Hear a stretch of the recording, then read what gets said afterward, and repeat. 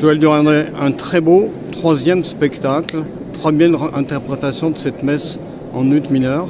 Oui, et avec un grand plaisir dans ce cadre magnifique de l'abbatiale de Saint-Antoine-l'Abbaye. C'était vraiment un moment qu'on attendait depuis plusieurs mois.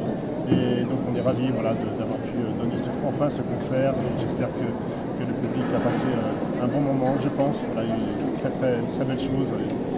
Grâce, effectivement, je pense que on est inspiré, voilà, je cherchais le mot, on a été inspiré par ce magnifique cadre de l'abbatiale. Qu'est-ce que représente Mozart pour vous? C'est bien sûr, alors je dis souvent, voilà, c'est un des plus grands compositeurs, mais pour moi ça va plus loin. Je pense que c'est vraiment quelqu'un qui a une très grande profondeur dans la musique, une conscience des phénomènes sonores incroyables, et qu'il sait le rendre soit dans les moments dramatiques, mais il ne nous laisse jamais dans ces moments dramatiques. Il sait toujours nous faire ressortir vers la lumière, comme dans cette messe d'ailleurs, par des choses, par des passages plus joyeux, plus lumineux.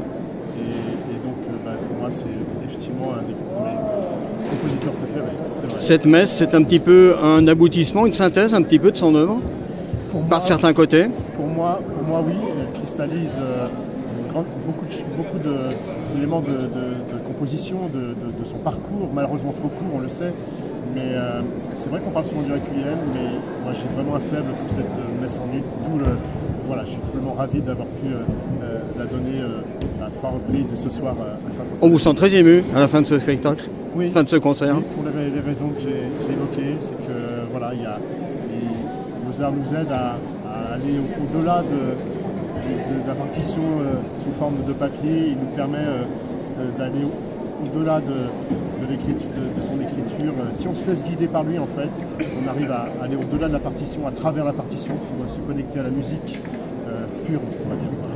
Ultime question, dans quelques semaines, vous allez passer au baroque. Oui, c'est vrai.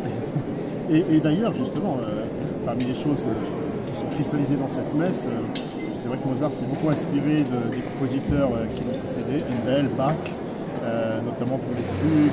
On sent des fugues là, dans cette œuvre. Oui, justement, il a étudié beaucoup Bach et Handel quelques mois avant l'écriture de cette messe. Il s'en est souvenu et s'en est inspiré, mais en mettant sa propre touche, bien sûr.